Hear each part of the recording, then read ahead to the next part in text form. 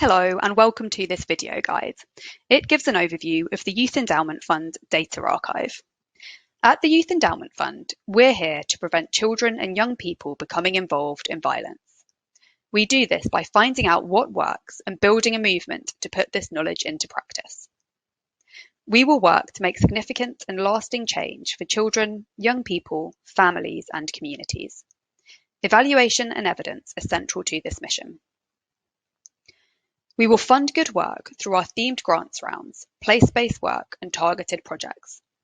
We'll find what works through high-quality, independent evaluation. And we'll work for change to prevent children and young people becoming involved in violence.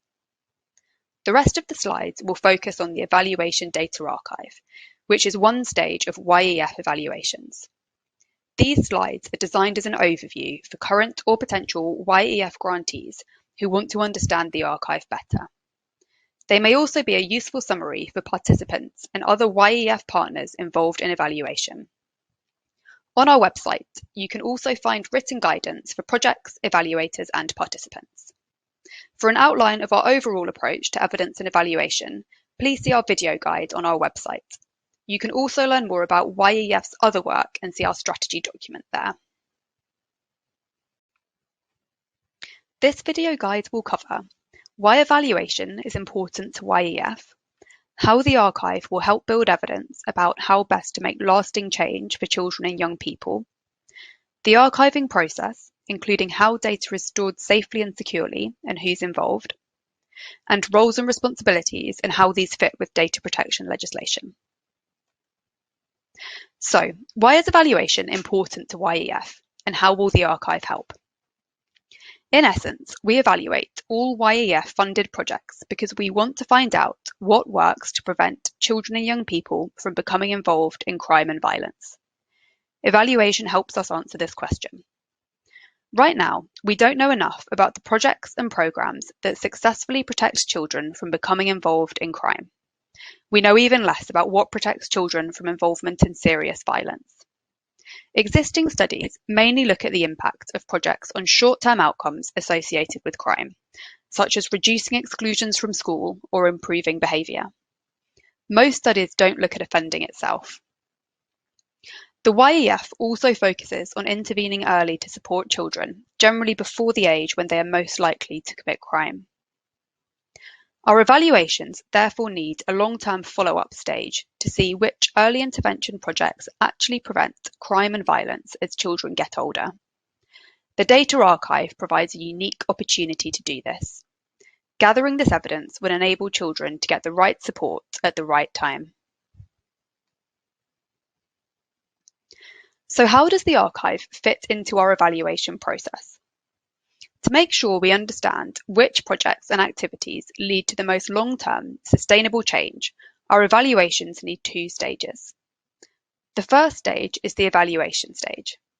Evaluators conduct rigorous evaluations of YEF-funded projects over the period that they're delivered.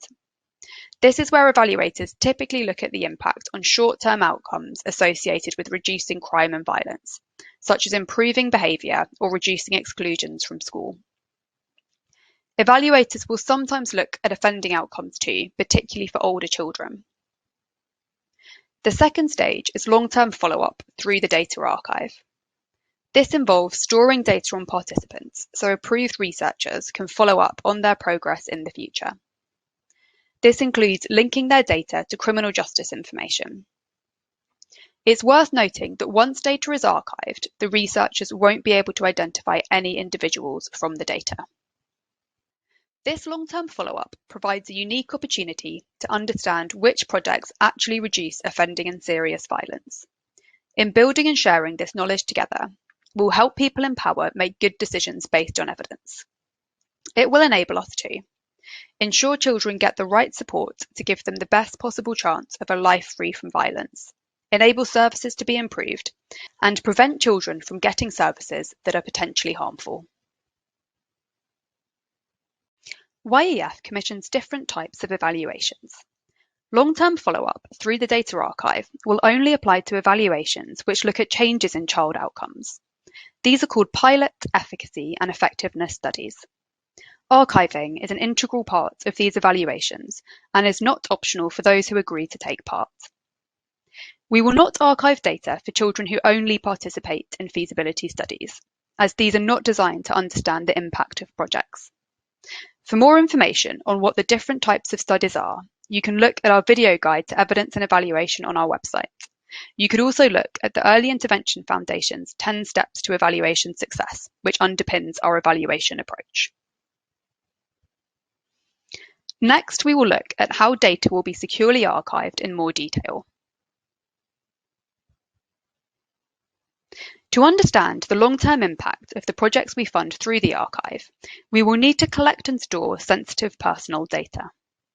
We recognise that many of you will be worried about the potential risks around this and the harm that can happen if the data is handled poorly. Therefore, we want to assure you that we have worked with our evaluator panel, the Office for National Statistics, the Department for Education, and our legal team to design a safe and secure system. This slide provides an overview of the process for collecting and storing data. We will now look at each step in turn. The Department for Education already links education data held in the National Pupil Database with criminal justice information stored by the Ministry of Justice in the Police National Computer. For example, information about educational attainment and exclusions from school is linked with information about proven offending. The data will be made available in the Office for National Statistics Secure Research Service. We will link the data collected from our evaluations to this dataset. This will make it possible to carry out research into the long-term impact that the projects funded by the YEF have on young people's progress over time.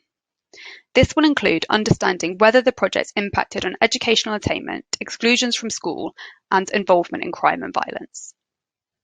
Now we will look at the beginning of the data collection process. Evaluators will collect data about children in the evaluation. Sometimes projects will help to collect this data. It will include identifying data such as names, dates of births, and addresses.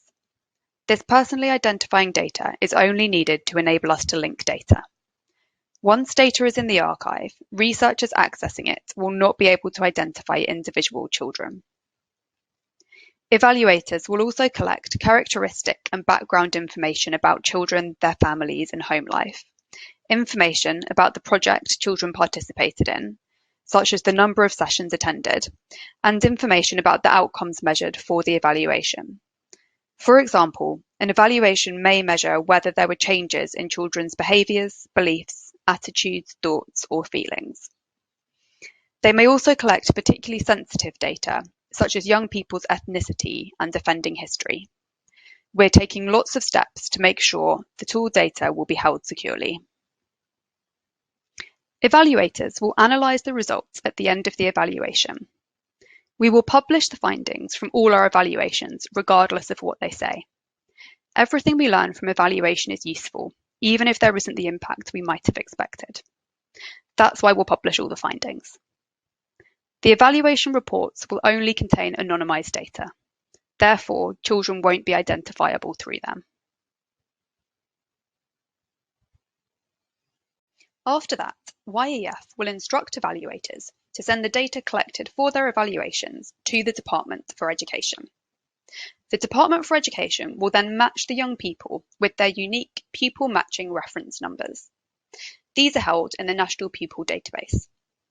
Once this has been done, the Department for Education will delete the young people's identifying data, such as their names and addresses. From this point on, it won't be possible to identify any individual young person from the information. This process is called pseudonymization. The Department for Education then sends the data to the Office for National Statistics, which will hold the archive on behalf of YEF in its secure research service. The Office for National Statistics will manage the archive on behalf of YEF in its secure research service. For example, it will receive data into the secure research service, check the data, and prepare cuts of data for approved researchers. In the future, approved researchers will be able to assess which YEF projects did and didn't reduce offending in the long term. They will also be able to assess children's broader long-term outcomes, such as educational outcomes. To do this, researchers will be able to request access to young people's pseudonymised data held in the archive.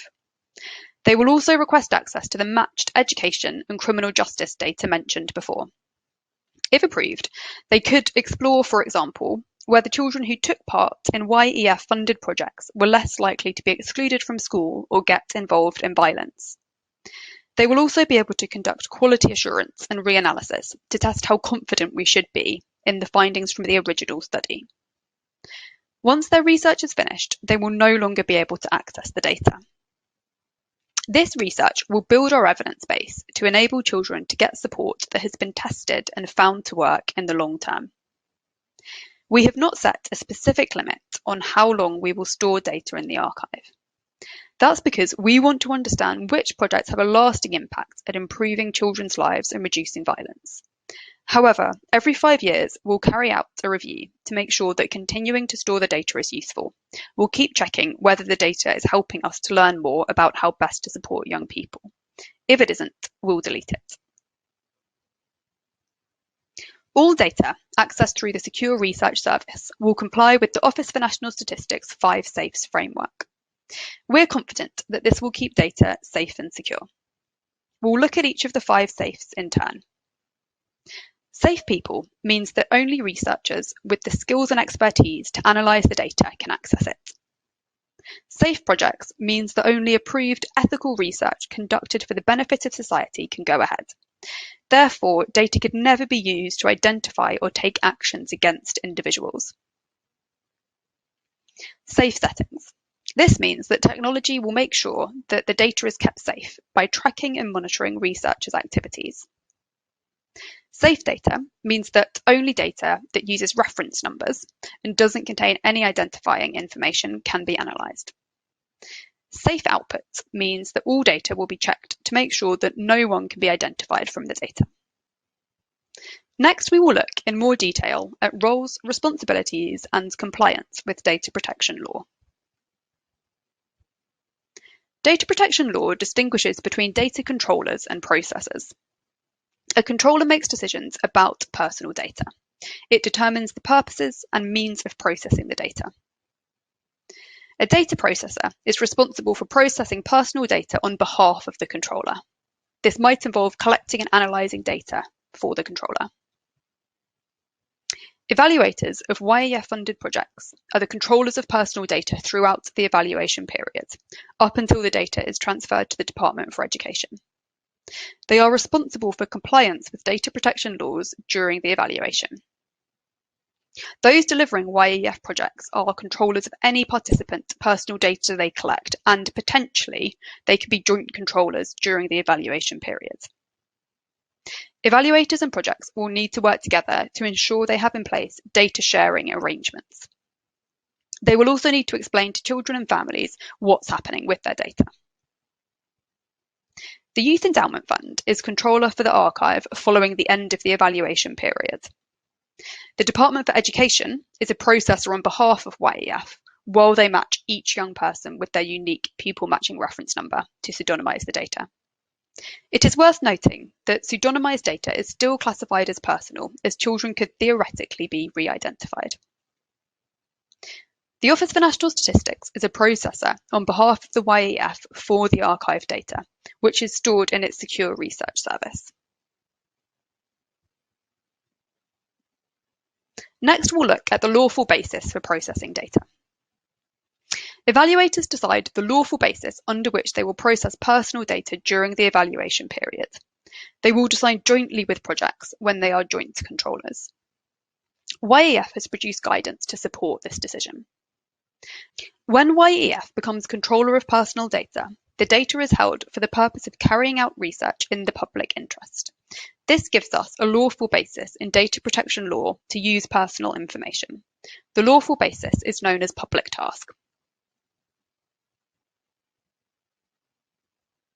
We hope this has been a useful overview of how the data archive is central to YEF evaluations and will ultimately build evidence about how best to make lasting change for children and young people. If you would like more information, please see the Data Archive page on our website. Here you'll find our frequently asked questions, our guidance for participants, our guidance for projects and evaluators, and our data protection impact assessment. Thank you.